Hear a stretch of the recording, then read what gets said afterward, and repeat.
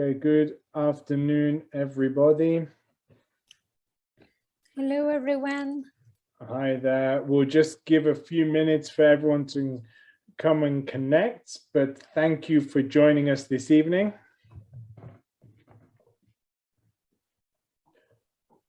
And well done for remembering the webinar.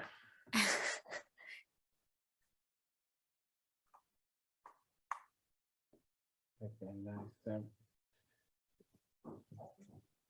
If you can hear us okay, and if you can see us, maybe you can write yes in the chat box. So we see that everything is working. Perfect. Okay. Okay. Excellent. Voice and image. Perfect. Okay, nice. No, perfect. Wonderful. Excellent. We'll give it a few more minutes just to see if anyone else is going to join us this evening.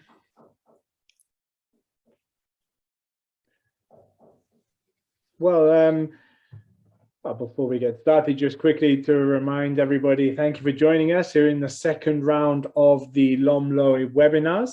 At the moment, so far we've looked at competence-based learning. And then we've also had a look at mediation in primary, and that brings us on to today. We're going to be having a look at mediation in secondary. We're going to sort of cover a few of the key points of what it is and some practical activities and ideas. Mm-hmm. Hello, everyone in the chat box. Hello from Ecuador. Fantastic. Nice to have the fully international audience, we can say now, can't we? Mm-hmm.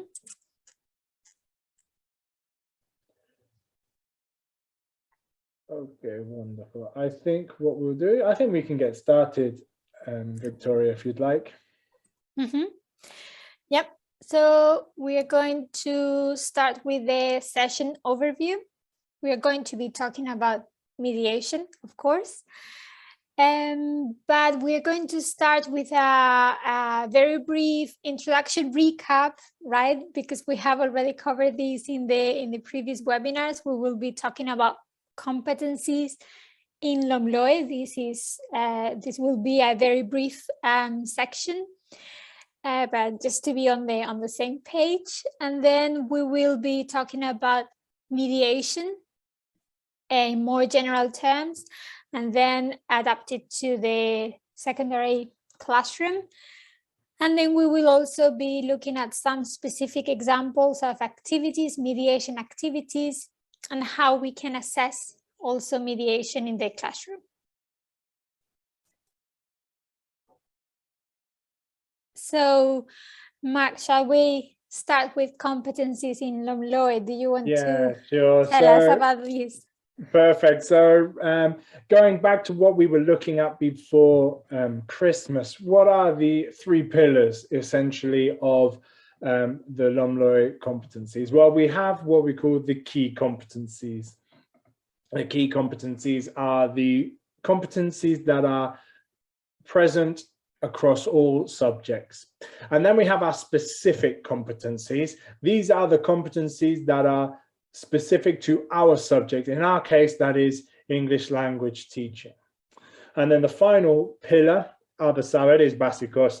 These are the knowledge and content of the course, which still haven't been established yet, but they will be coming very shortly, I'm sure.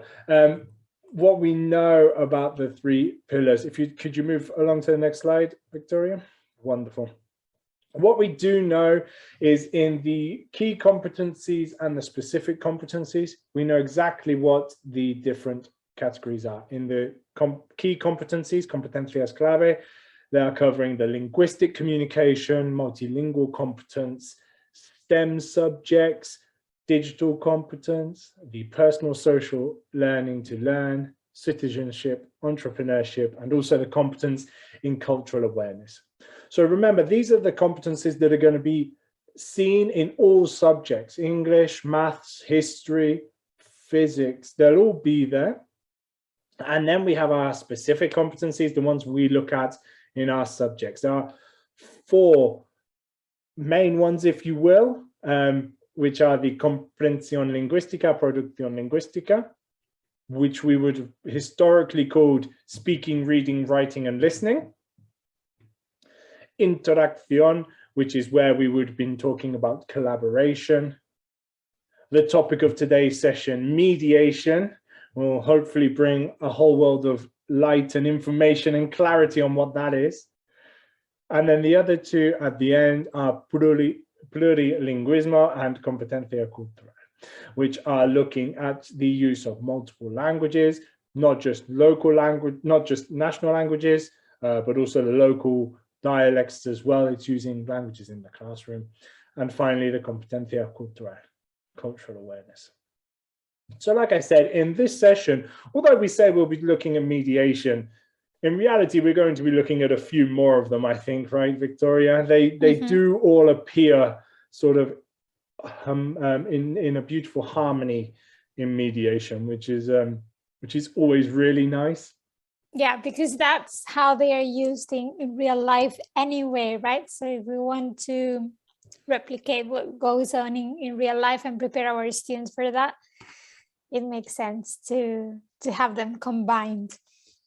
Yeah, the key to remember here, like for some teachers, for some people, the idea of comprensión lingüística and producción lingüística, it might be new, it might be daunting, but in reality, it isn't new. It's something we've had for, well, it's to use a Spanish expression, de toda la vida.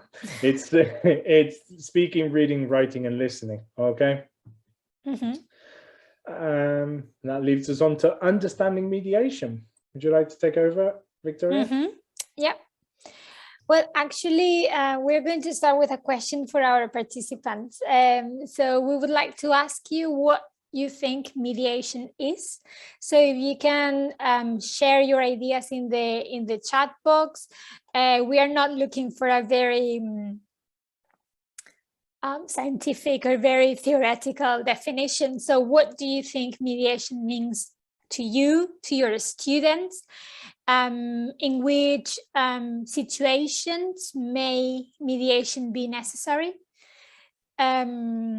So any ideas that come to mind when you think of mediation? And it doesn't have to be necessarily related to the teaching situation, but in general as well. We're just looking at our understanding of mediation, really. Yeah, so if you'd like to share in the chat box a definition of what mediation means to you and your learners. I'll give you a few seconds to type up an answer. I always find that the word mediation, especially in Spain, leans towards what's popped up in the chat box. It's conflict resolution. I think that is the one we tend to go towards, right, when it comes to mediation. This is what we usually think about when we are thinking about mediation. Yeah, very true. Nice. We also have some more ideas to be able to support a situation to another person. Very good. Yeah. Mediation would be to get to an agreement. So nice. Is this idea also of maybe the conflict here about a specific topic or action? When someone clarifies something to others. Nice, a mixture of translating and summarizing.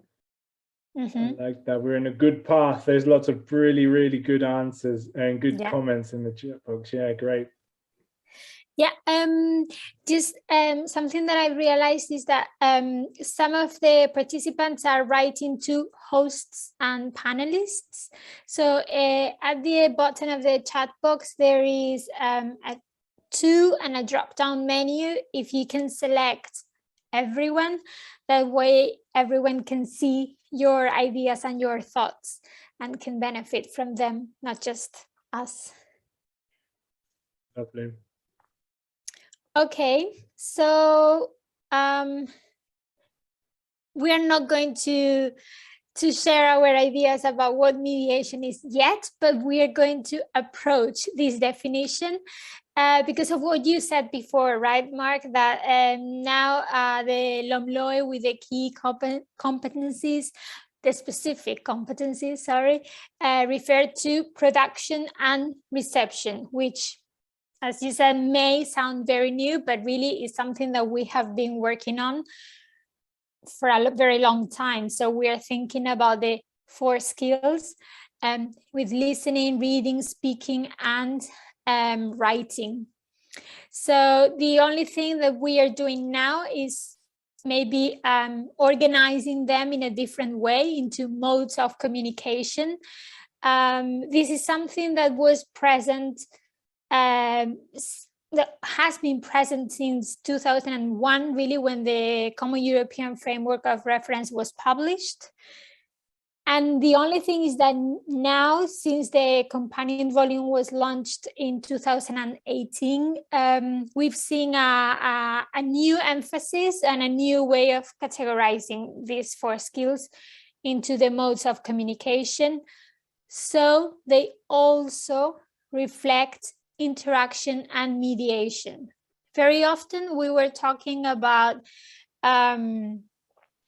speaking and interaction, and interaction became like the 5th skill in some cases, or we thought about that as a 5th skill. But really, when we are talking about interaction, we are thinking about reception and production, but really more than that, right? Because we are listening to what the speaker is saying, but also processing it and then thinking about what we are going to say next. This is when interaction is oral, but also interaction can take place in WhatsApp messages, right? So this is a written interaction. So it's more than the combination of reception and production. And then the 4th mode of communication is mediation. And mediation combines reception, production, and interaction, but is, again, 1 step away from interaction, because it's, as you've mentioned, when 2 people need to communicate, there is a gap, and we need to fill in this gap in communication so everyone understands. Yeah. So it's a bit of what they have mentioned, Mark. Yeah, I was just going to say, if we go back to that sort of concept of conflict mediation, you have the step between the 2 people in conflict. For example, you have 2 people who have a conflict, and there is someone to listen and communicate the ideas. So it's kind of that idea where you listen and you rephrase, paraphrase, and communicate to the other party. Mediation in language very much works in a similar sort of format. It fills a similar role. It is the role of taking information from one point and releasing it and sharing it in another point. Yeah, definitely. And this translation that was mentioned by Ana Maria can be between the same 2 different languages, and here and there it's very, very easy to picture that, but also within the same language, because sometimes we need to express things in a different way. So we are not, of course, looking at the translation carried out by professionals, but the way to select the words that are going to help us the most to communicate a message. So back to the question, what is mediation? And this is a definition that I think is quite clear. I like the creating bridges part to construct or convey meaning, because it is true that when we are expressing our ideas, we are constructing meaning, but we can also be selecting meaning from different texts, from what other people have been saying, and then relaying that information to someone else who doesn't have access to it, for instance. And what we mentioned, that it can be done within the same language, but it can also be done from one language to another. So when is mediation needed? I think that if we look at the news, we will have a very clear context in mind for mediation. But if you can share ideas, if you want to share your ideas in the chat box about situations when mediation is necessary, is useful. Maybe thinking also about your teaching context, if you want. Yeah, so in your context, when do you think mediation is needed? So we have someone sharing when one of the participants does not speak the language, or when one of the participants does not have access to the information. That's really, really nice. Yeah, it's exactly that. It's filling that hole. You know, when one party doesn't have access to something, the person in the middle helps facilitate the information. Nice. Anyone else want to try and expand on that maybe?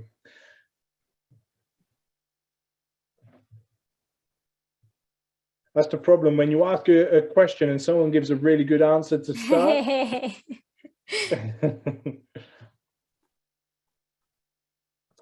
Maybe we can think about contexts. That might be a way to kind of, what context might mediation work well in? When a cultural concept comes up, that's very true. Studying culture is always a really good point.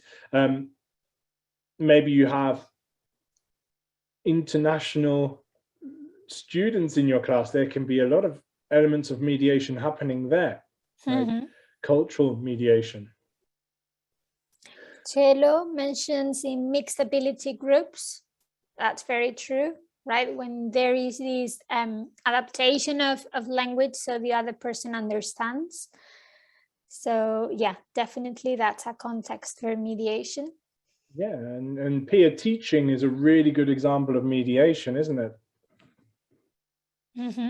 Yeah, nice. When explaining a grammar rule, exactly. I mean, I always get my classes to help each other, you know, to teach each other, and that's an example of a very natural mediation experiences. One learner explaining to another, maybe they don't understand so well, or maybe they need it summarized. Yes, it's a nice process, especially with grammar rules, for example. Lovely. And it is so useful for both, like the person explaining and the person who is listening to the explanation, because sometimes when you are trying to explain something, you realize that maybe you need a bit more support. Like you thought that you understood something, but you are not quite there yet. So very useful situations there for peer teaching.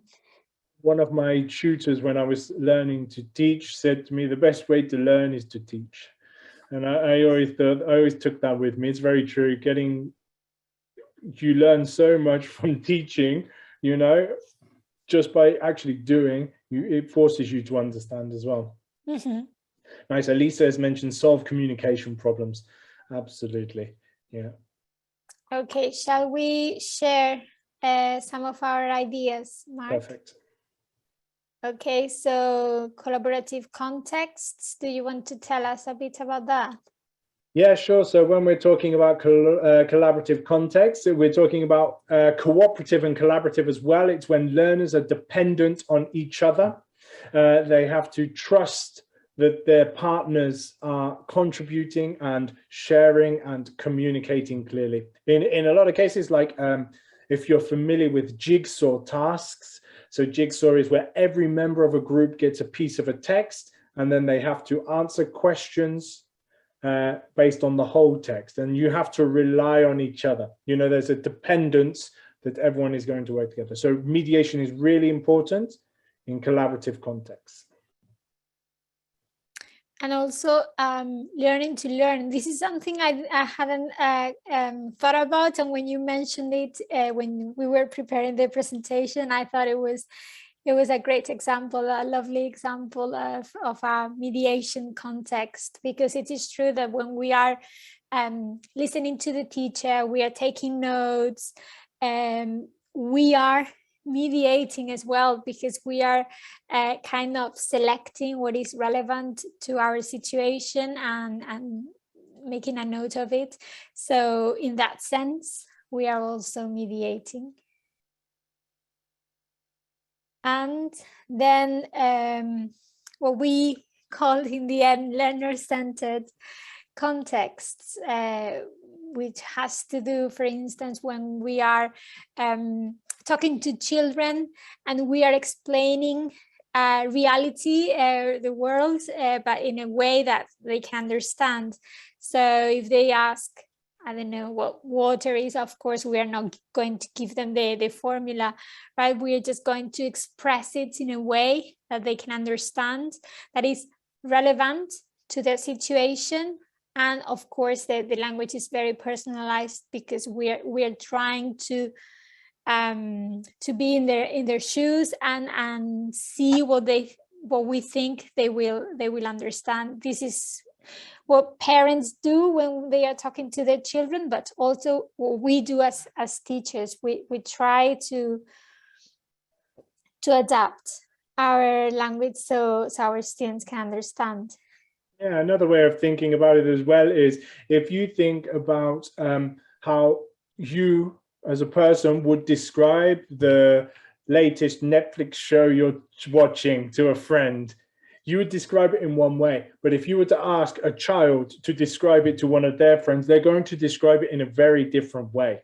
And that's bringing the same thing into the context of the person. At the end of the day, our learners, our teens and our kids are going to communicate with each other in a way that maybe we can't, you know, and that's the beauty of mediation. It's taking concepts and putting it into a context that they can understand and everyone around them can understand. It's like it's almost a social learning experience, isn't it? Definitely. Okay, so we're going to we've been trying to define mediation and finding some, we've tried to find some examples of mediation. Of course, mediation is relevant in the societies where we live, because they are culturally diverse and there is a lot of intercultural dialogue going on. So the same as Mark, you mentioned that if you have students from different countries, different cultures, it is an excellent opportunity for mediation. This is what we see in our daily life. So how do we adapt this mediation to the secondary classroom so it is relevant to our students, so they are also they have the tools to mediate in a context that is relevant to them? This is the question, and this is what the LOMLOE is telling us, the support that we are receiving from the law. In the previous webinar that we gave on mediation in primary, we were talking about situations that are and topics that are basic. Okay, so we were looking at very basic communicative situations, topics that were relevant for our students and that were familiar to them.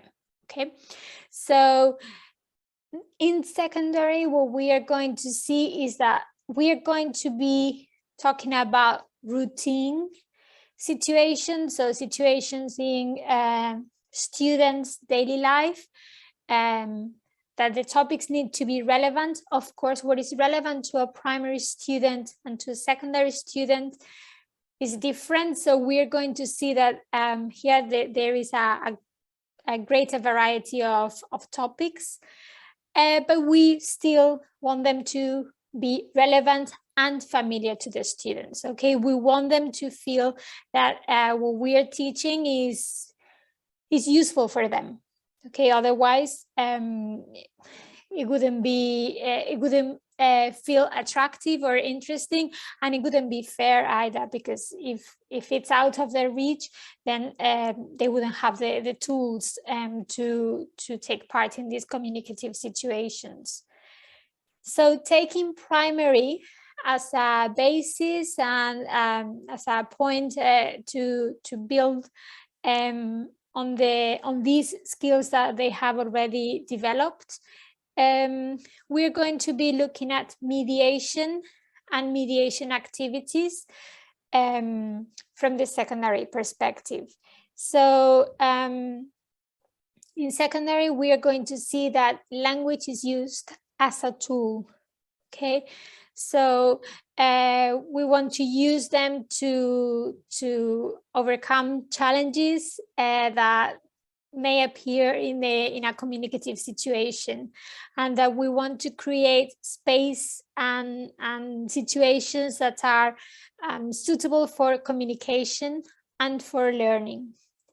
This sounds very theoretical, but we're going to see some way to apply it in the different activities. Also, we will be talking about what Mark, you mentioned before, cooperation, participation, trying to encourage our classmates to participate, to develop their ideas, to share their thoughts in a way that we can understand them. Also, creating and understanding new meaning. This is something that came up in the chat box. And then relaying basic information. This is something that was present in primary, but now we're going to be looking at trying to be constructive in the way we share our ideas. Also trying to use language that is appropriate, and also behaving in a responsible way. And then, of course, the relevant and familiar topics that were present in primary, but now have a different focus, or there is a wider variety of them. I was just thinking while you were going through that it's really true. One of the big problems with mediation is the language we use to describe mediation sounds quite academic, doesn't it? And we can't escape that. But the reality is, and you'll see, a lot of the mediation practices are already there. You're already doing them. It's something that will become more and more obvious as we go through these next activities. Yeah, it is something that we mentioned in the primary webinar, and it is still true. It's nothing new. It's something that we've been doing, and now it's just like the emphasis that it's being given.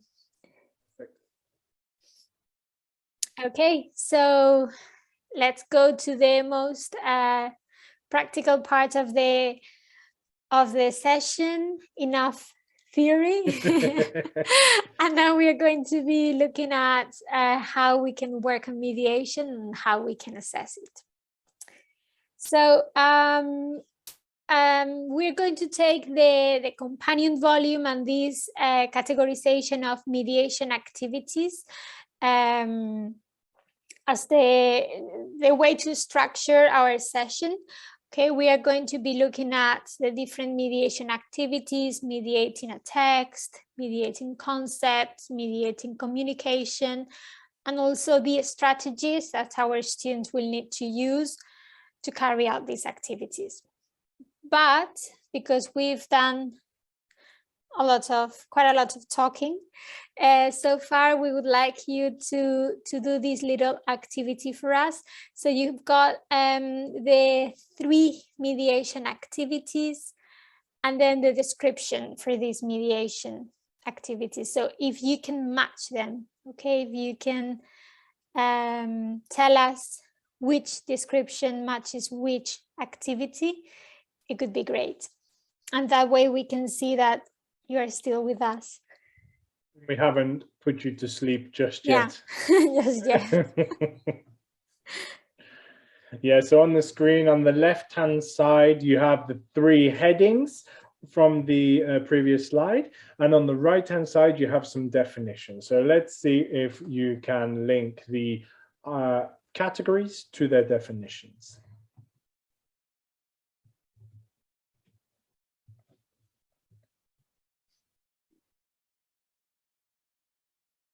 We'll have to suffer that lovely webinar silence. That feels very long. Yeah. So we've got mediating a text, mediating a concept, and mediating communication.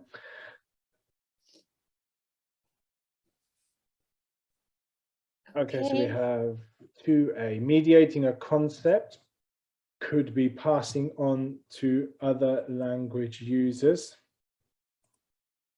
Okay, maybe.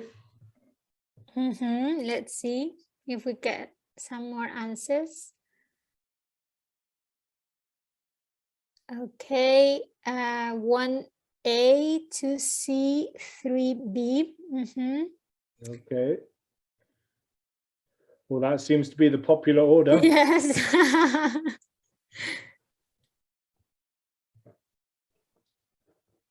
Okay, shall we see how well you've done? Yeah.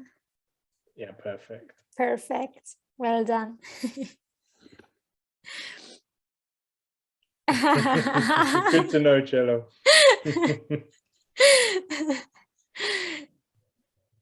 Yeah, well, it is something. No worries if you didn't get it right. It is true that it is something that we want you to do quite quickly. So, yeah, never mind if maybe it was a bit, you needed a bit longer. So, no problem with that. And now we will try to show how we can put this into practice.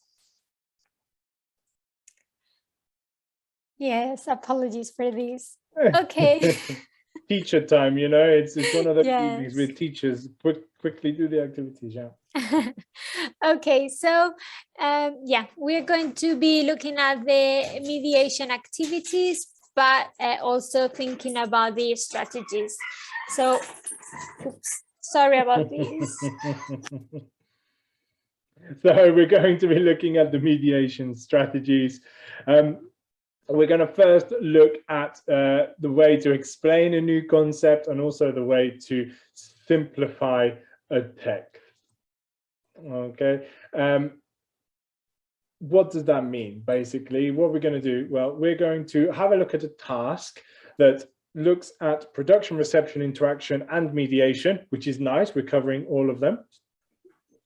Following that, we're going to see how we can look at mediating a text that is explaining data, and the next point will be mediating concepts, which is encouraging conceptual talk. By encouraging conceptual talk, it is basically talking about the topic, talking about what's going on, about the concept. And finally, we're covering a topic which is climate change, which is obviously something else that is really important to the LOMLOE. Don't forget, this is all around LOMLOE. We're looking at the sustainable development and the environment and being socially aware, right? Sorry, Mark, I'm with you. I think the excitement is over. Okay, so yeah, as you mentioned, we are going to be looking at these mediation activities, and you can see it here in the mind map. Okay, and the task that we are going to present is aimed at B2. Okay, you will see that there is opportunity for maybe stretching it a bit and tapping into C1, and then maybe also opportunities for adaptation for B1. But this is the can-do statement that we've used as inspiration for this activity. Okay, so it is at B2. Just to quickly reference, the can-do statements are from the companion volumes. Okay, this is the European companion volume, right, Victoria? Yeah, published by the Council of Europe in 2018, and you will see that we are going to we've taken this as our point of reference, really, because we will see later on that even the LOMLOE is based on that, takes that as a reference. And this is available on the internet. So if you want, we can maybe share the link afterwards at the end of the session. It is a very long document though, so. Yeah, it's one to read over a few days, eh? Yes, probably.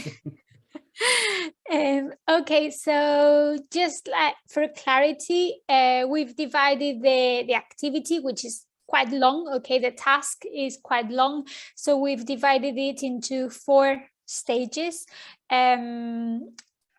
Of course, we will start introducing the content, introducing the topic as well, with a warm-up activity. Then we will suggest a couple maybe of stages for preparation, so our students are ready for the final task.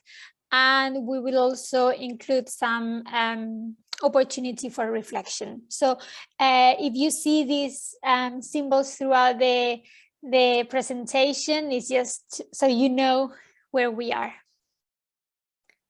So we are going to start with the introduction with a warm-up activity. If you remember, the topic is climate change, and we wanted it to be as interesting and engaging as possible for our students. So we chose the video of the Revenant.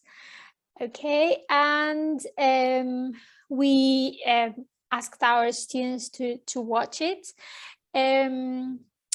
and also answer some questions about the film. Okay, so they had the opportunity to interact with each other and share their experiences. Okay, so whether they would recommend it or not, their favorite scene. So if we see that most of the students have watched it, maybe we can reduce the number of students in the group, or maybe have them in pairs. If we see that fewer students have watched the film, maybe it's a better idea to do this as a whole group activity. So we have some ideas. And this is just, again, to get them thinking about the topic and get them interested for the preparation stage. Because here you see that there is a lot of content. We are in the preparation stage, and we are going to ask our students to comment on the different pictures and the data that we've given them. Okay, so this is the task. These are the instructions. We have shown them some pictures and data, and we would like them to comment on them and explain what they can see. And also to try and predict what the relation between the different pictures and also the information next to them may be. Okay, so just a bit of description, comment, interpretation, okay, with charts, diagrams. So this is the B2 descriptor. Fields of interest, climate change, nature is something that is relevant to students of this age. And the interaction we suggest here is pair work, but then you can adapt it to your teaching situation. So here we're just going to make it a bit bigger so you can see a bit better what students need to look at. Okay, really important here. Sorry, just quickly to jump in. What's really important is to remember that when it's talking about interpreting data and information, it's not just written, it's not just pure text data, it's the visual as well. We want a combination always, because what does that do? That allows multiple access points to the learning, but more than that, it also allows multiple ways to personalize and understand it and then later communicate it. So we're always trying to think of the balance between data, information. Data doesn't just have to be statistics, it can be facts, you know, it just depends on the context. So yeah. So we're still we're going to suggest another stage, but still at the preparation stage. Okay, so another step in the preparation. In this case, we are going to be asking our students to practice their mediation of concepts, and we would like them to encourage conceptual talk. Again, sounds very theoretical, but we are going to see it in practice.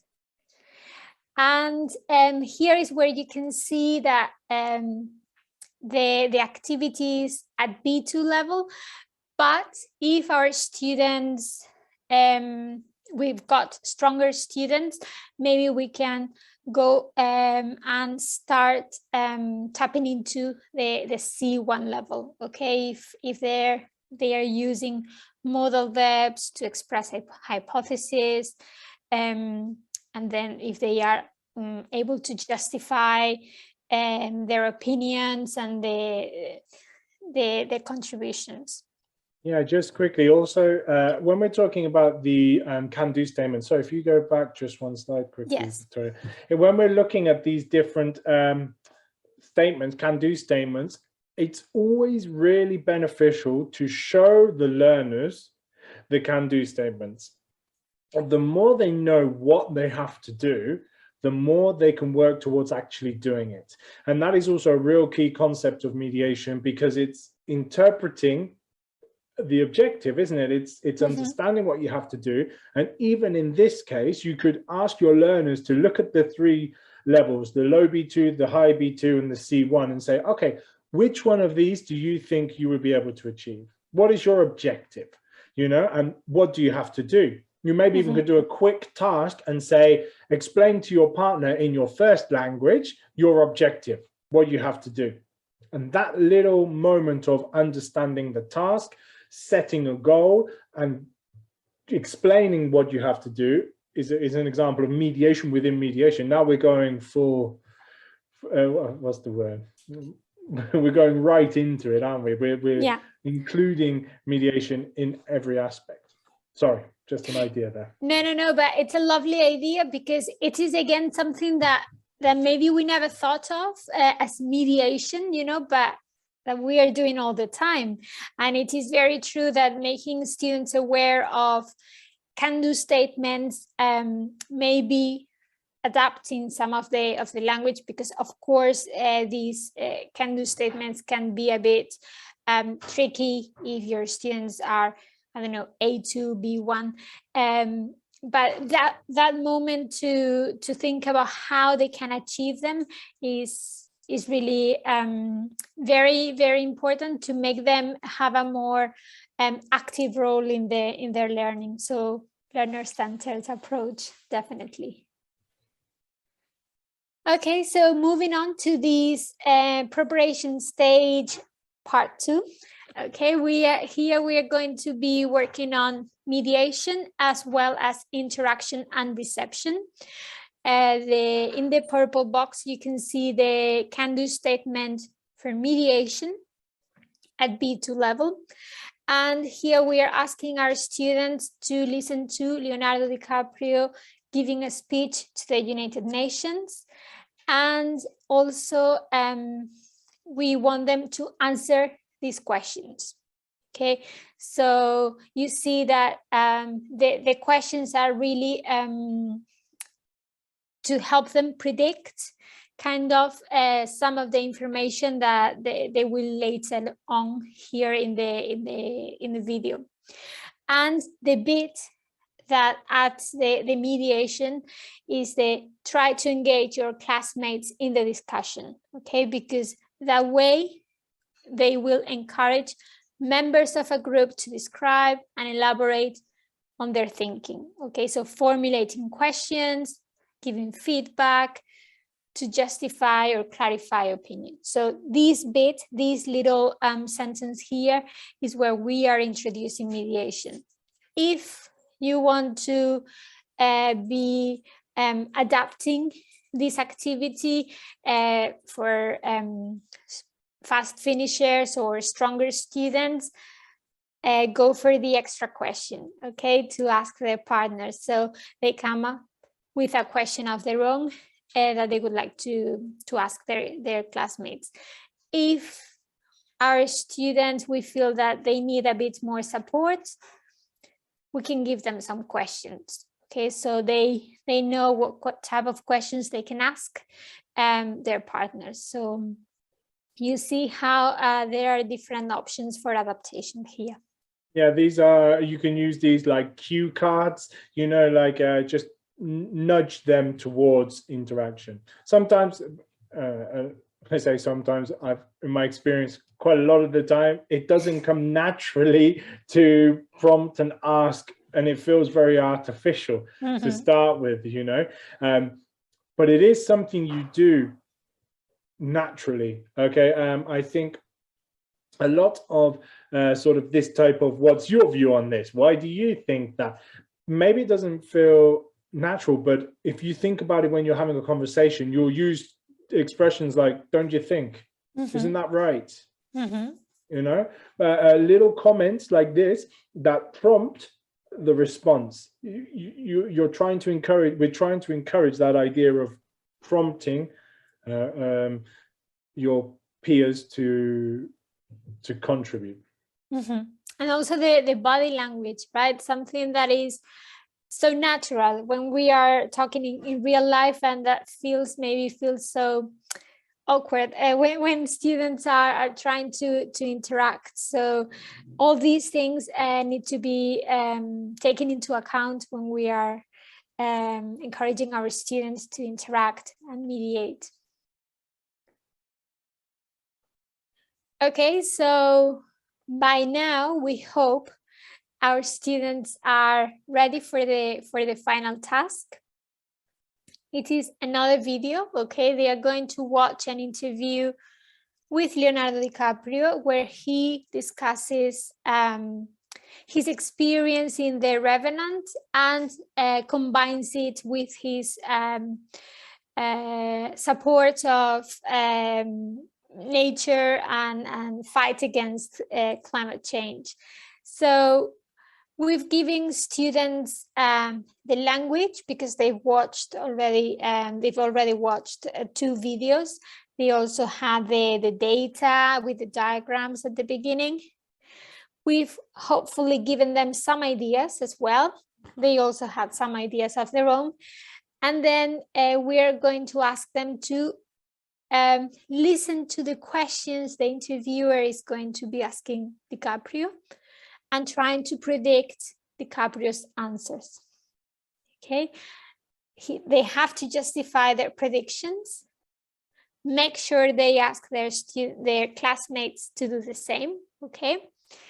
And then they will check their answers watching the whole thing, okay? Watching the full video.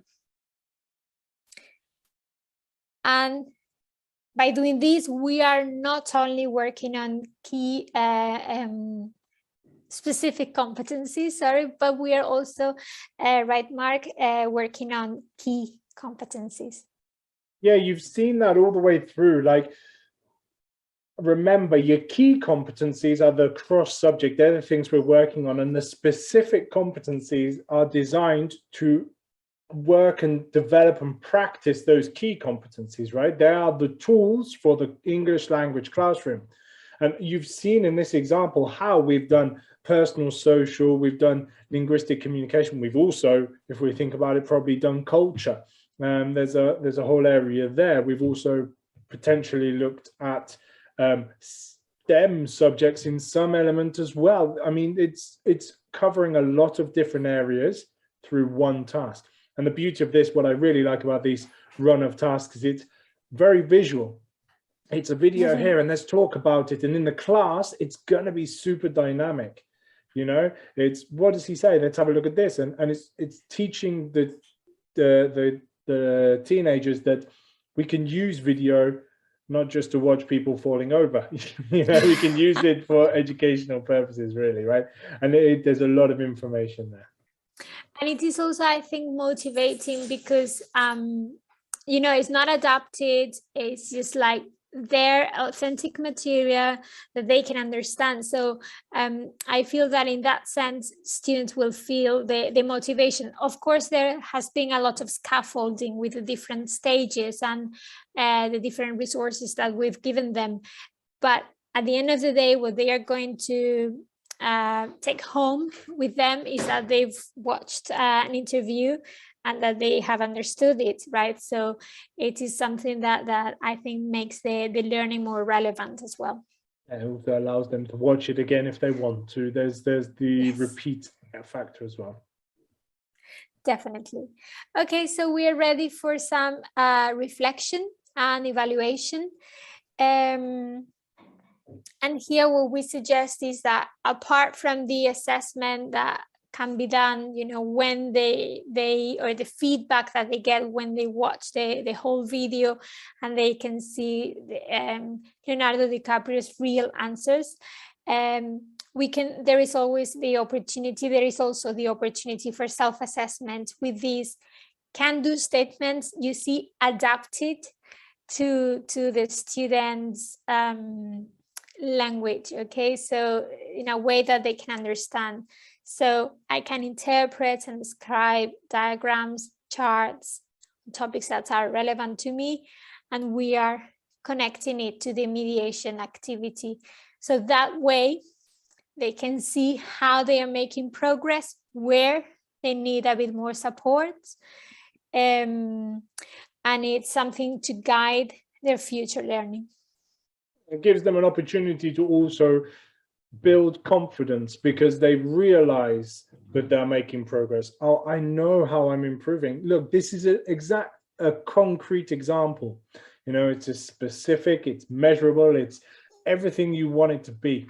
It's them doing it. It's not us. It's not like the teacher says, yes, I did it. No, it's me taking control and saying, no, I did it. It's a real nice personalizing learning and helping them understand.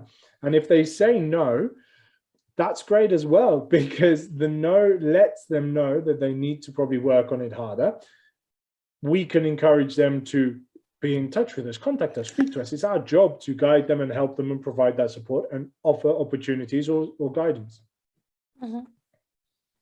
But at least they can communicate what they see that they are not doing well, because sometimes they don't know exactly, they can't communicate it to us. So there is, again, this gap in communication. So this is helping them identify where the problem is, or the opportunity is, opportunity for improvement. Okay, moving on to task 2.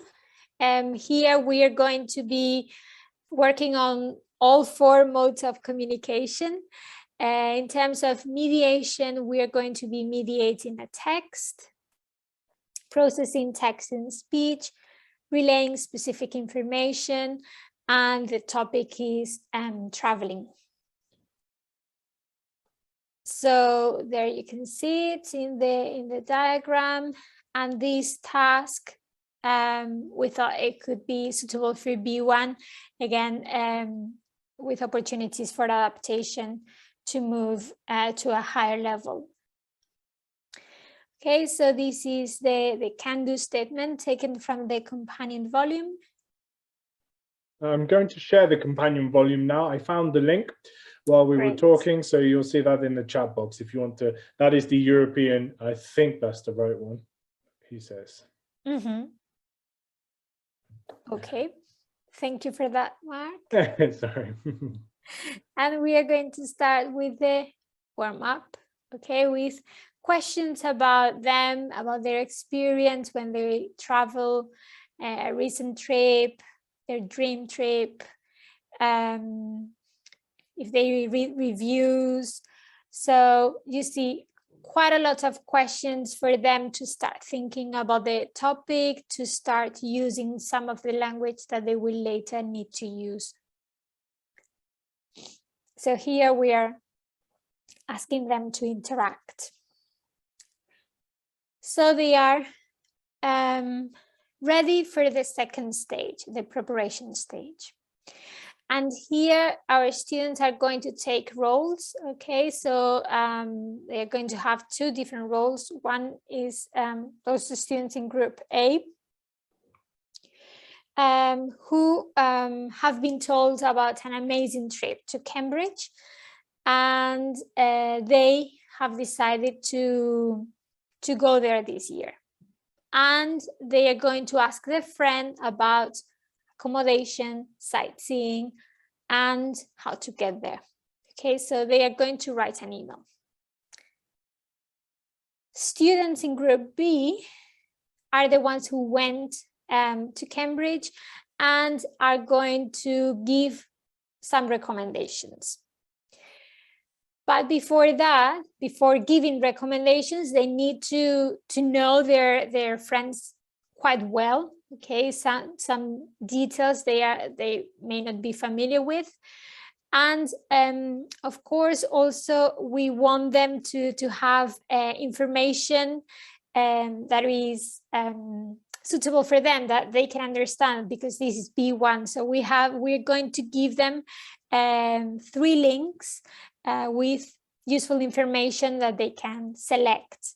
Okay, so we are asking them to read those links and find information, summarize it for their friends. Okay, the subject is familiar, is traveling, and we are aware that they will have some limitations, but it is fine. We are at B1. And the important thing is that they, even with these limitations, they are able to summarize the main information. Yeah, just to point out there as well, it's mediation. If you notice, it is mediation from English to English. It is taking information from an English website to an English activity in class. If you decide, you could provide them with Spanish language websites and allow them to mediate from Spanish into English or their local language. The idea being that we're taking information from one point, summarizing it, personalizing it, and then passing it on to another person. Yep, definitely. So again, we're just suggesting or going through a way to use the activity, but then feel free to, of course, adapt it to your teaching situation. Okay, so again, still in the preparation stage, students get together and they have a conversation over the phone, you know, to check the specific information that student B wasn't very sure of. Okay, so just opportunities to clarify, to justify opinions, speaking. Okay, so interaction, but also a bit of mediation. And then in the final stage, students will have to relay this information. So they've read the links, they've had this conversation with their partner, and then they are ready to write an email in reply to students A's email and make the recommendations. Okay, so in that case, we see that they are taking all the information they have obtained from the email, from the conversation, from the links, and they are summarizing everything, choosing the relevant information to produce the final email. And then, well, of course, the other students will read students' their partner's email, and we'll see if the suggestions really match their interest or not. So they can see, then compare and see whether the suggestions really match their likes or dislikes. You could do it in a fun way. You could also maybe do like groups of 3, you know, so you could do in the groups of 3, the 2 combinations. So everybody is student A and student B, but with different partners. You know what I mean? The idea being that it seems a bit more complex, but the idea is that everybody plays both roles. They suggest and they also get a suggestion. Or you could do it twice. One is one partner, then later it's another partner. Yeah. So again, opportunities for follow-up, for different options here. And then the evaluation bit, the assessment bit, and feedback, in this case with peer assessment. So the person receiving the suggestions can give, in this case, peer assessment in a way, you know, that it is very structured. Of course, you need to be sure that your students are ready for this type of assessment, that they have had enough practice already, and so the activity is as useful and constructive as possible. Okay.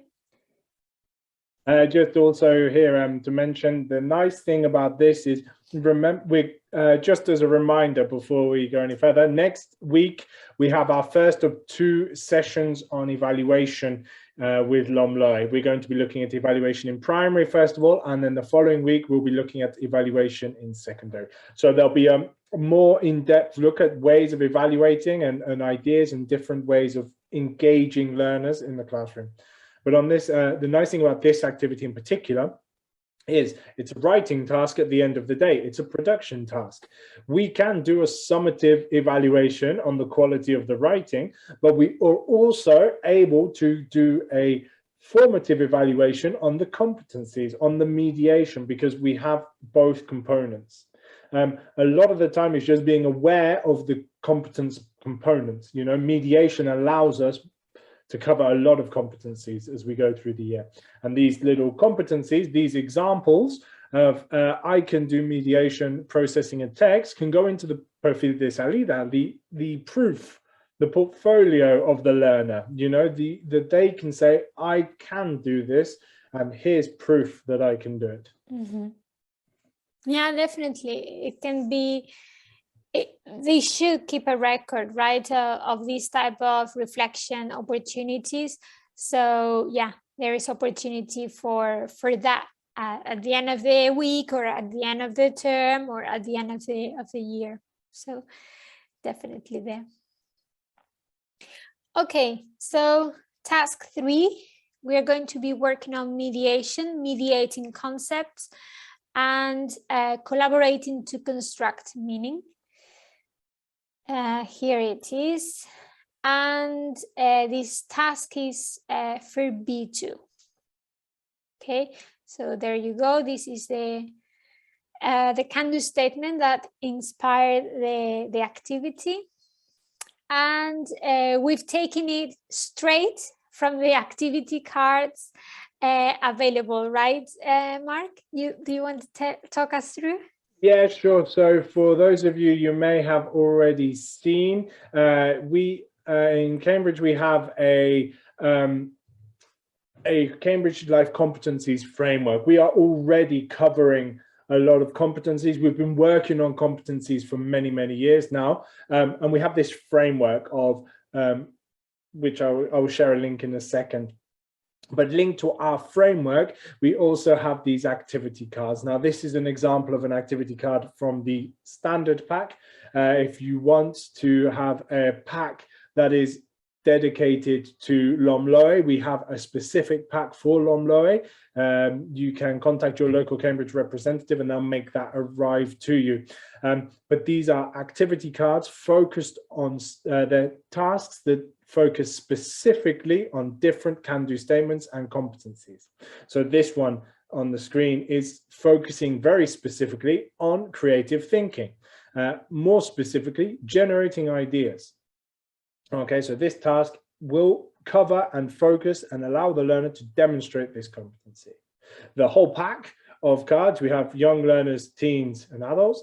The whole pack, all three categories, you have over almost 300 activities. In each pack, it's over 90 activities. So you're covered for loads of different tasks and things to do there. So like I say, there's a general one which goes to our framework, and then we have a LOMLOE specific one where all of the different LOMLOE competencies are identified. For that one, you're going to have to contact your local Cambridge representative and they can pass that on to you. Okay. In the meantime, you're going to want me to share with you a link to the Cambridge Better Learning Life Competencies Framework website, and you can download the full pack there. And something that I really like about this in particular, but I think it applies to all the activity cards, is that it is a great complement to other activities that you may be doing. So really, it's really handy to have them there, and there are a lot. So probably you will choose your favorite, and these are the ones you will be using the most. But this one in particular, I'm thinking that if you're doing, exam prep, and maybe for B2 first, where they have these collaboration tasks in which they are discussing different options, and you want them to be building on their partner's ideas, and you see that they are struggling, that they don't have the resources, they don't know how to do it. This is a great task, a great way to get them to practice this in a very simple way, so really flexible and useful, because they can be adapted in many different ways. Yeah, but they're not linked to any course or anything like that, so they're free, open, access to everybody. Yeah. Okay, moving on to task 4. Here we are going to be working on mediation, reception, and interaction. We're going to be mediating communication, facilitating pluricultural space, and the topic is culture. And you can see it here. And the task is for B2, because this is the level of the can-do statement that inspired it. But you can see that here we've taken it straight from the course book. And can you tell us, Mark, do you remember now at the top of my head? I don't remember which one it is. This course book this is one of our courses, Collaborate. It's the culture section in Collaborate. I'm not sure, mid-secondary, I think it is. But the point is, it can be any culture topic. This one just happened to be one that we thought was quite nice. Yeah. To get a bit of the Scots involved as well. That's always it's always a good factor, isn't it? I was a language assistant in Glasgow, so it is something that I really like, and it's close to my heart. So fantastic, for sure. Okay, so we see the material there, and we are going to see how we can work on it. So here we have some of the pictures. Also the title of the reading activity, and we want our students to start thinking about the topic. Okay, so they look at the activities, they look at the pictures, and we ask them, have you ever been to Scotland? What is the traditional Scottish outfit, dress in this case? What is it called? And then any ideas that they have on the topic. Okay, so this is just to check how much they know about the topic and the vocab that they have to communicate. And also to share some experiences and opinions and feelings about the topic as well. Any history they might have with Scotland, or maybe they watched Braveheart once, who knows? Yeah. Okay. And then they are ready. We hope they are ready for the preparation stage, where they can do activity number 1. So they can decide if sentences 1 to 5 about the killed are true or false.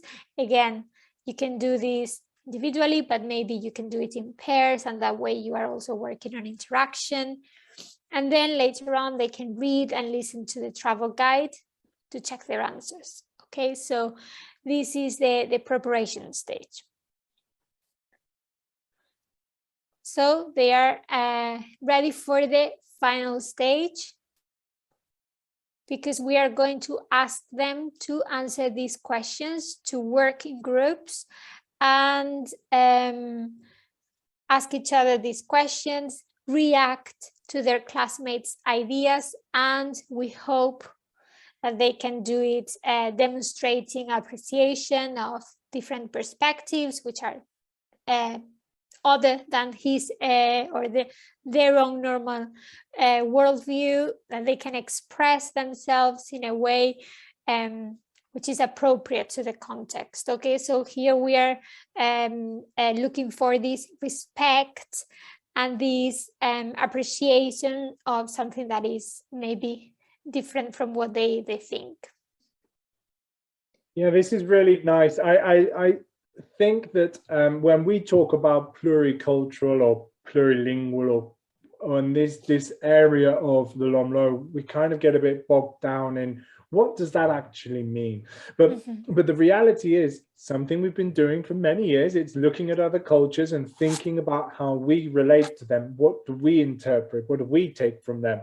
The classic one for Scotland is obviously, I like the comment before, is it true that only men wear kilts? It's the concept, because everybody has done it at one point or another, said, oh, the men wear skirts. You know, this is a big concept, and it's really, really important, because culturally, the cultural dress of Scotland is really important. It's also very true that, for example, in Scotland, not everybody wears kilts or agrees with kilts or likes kilts. There are many people who don't, but it's becoming aware that it is a tradition from somewhere else that maybe we can interpret and understand. That's the beauty of mediation. We're taking from one point, adapting to our personal experience, and then sharing. Yeah. Definitely, and it is very enriching. I think it's like an opportunity, a window of opportunity to access the world from the classroom. Okay, and we finish with evaluation, self-assessment. Here we've introduced, apart from the not really can-do statements this time, but just to see how students were feeling with this activity, whether they felt comfortable, if they think they've used adequate expressions, but also some feedback for us, if they would like to do more activities like this one, if how they think these activities help them. So really different ways in which you can address self-assessment and feedback. I was just, sorry, just something came to my mind while you were talking there, Victoria. Another really nice thing that might be a fun way for a class to do is introducing pen pals. If you have friends, or if there's actually a website we can share with you later, pen pals, where we can connect with other schools from other countries, and we can facilitate the learning and mediation through that. We can get them to ask questions, find out about their friends in other countries, and get them to share with the class something about their friend, their pen pal. It's a nice way of bringing external cultures and sharing information in the class. It's like you said, it's those little windows into the world around us. Yeah, That's lovely, and it is true that the Pen Friends platform that we have is also a safe environment. So if you are not sure, if you would like to take part in that type of activities, but you are not sure how, the Pen Friends platform is a safe environment. So please check it out. Yeah, Mark, maybe we can share the link in 2 later. seconds. I will have it for them. Here we go. Wow. Thank you. Okay, we are coming almost to an end. This is the last task that we are going to share with you. We are going to be working on mediation, mediating a text from different perspectives, and the topic is literature, because it's a review, okay, that our students will have to write, and it's a task for B2. And you can see here the can-do statement for the 2 mediation activities. You can see that here the companion volume talks about language B or language A in brackets, because you can decide to do it across 2 different languages or within the same language. So really depends on your context. And we have selected a task from the B2 first exam, just to have a different approach here. This is the task. Students have to write a review, and they need to talk about a book in which the main character behaved in a surprising way, explaining what the character did, why it was surprising, and also making a recommendation. This is the sample answer. If you want to check this, this is in the handbook for teachers for B2 First for schools. And here you have the examiner comments. Okay, so you can see that there is no such descriptor as or criterion as mediation, but that mediation is mentioned as part of content and communicative achievement, because you can see in the examiner comments that the candidate recommends the book by explaining what they liked and who would find it enjoyable. And they also included information about the characters and the main events. And the writer concludes with their opinion of the book. So even if we don't have a criterion for mediation, we can be tapping into mediation when we are talking about different criteria. Okay, so you may decide to have mediation as a whole criterion, independent, or maybe you want to go for this other approach. So throughout the presentation, we've tried to give you examples of formative assessment, with the peer assessment, self-assessment, but also with the corrections with the videos, the correction of the emails in the other activities as well. And then we finished with what we could think is an example of more summative assessment. The important thing is whatever the type of assessment is, that it needs to be helping the effective learning and the reliable evaluation of outcomes. So really, we think of summative because maybe it's at the end of the term or at the end of the academic year, but then the cycle starts again with the following year. So it's really a learning cycle or learning process that makes summative and formative assessments equally valuable. The emphasis needs to be on identifying learning needs, evaluating progress, and also promoting continued learning. And an advantage of mediation is that it works really well with classroom assessment. So here we are, we have an advantage. This mark is the connection that we mentioned before between the LOMLOE and the Common European Framework, the companion volume, both published by the Council of Europe.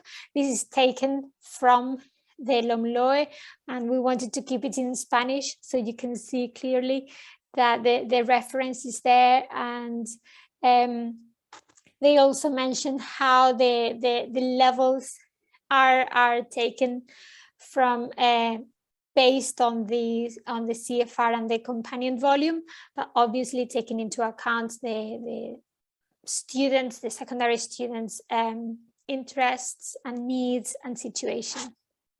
Yeah, just a quick comment on, just a quick comment on evaluation. Just to remind you that over the next 2 weeks, we're having 2 sessions looking at more formative evaluation. I think we're pretty clued up on summative, and it's just a nice opportunity to look at different areas. Less so on mediation, but also some of mediation, because it's there, it's always there. But we look at a few other activities. I've also received a comment just quickly. I shared the link for the activity cards in the chat box. The website's being updated at the moment, so it will be working over the next 48 to 72 hours. Just in case you're trying to download it now, it doesn't work. If not, at the end of the session, I'll give you my email address. Feel free to get in touch with me and I'll do my best to facilitate that. All else fails, contact with your local Cambridge representative. Sorry, Victoria, just a little bit of... No, thank you. Thank you for this.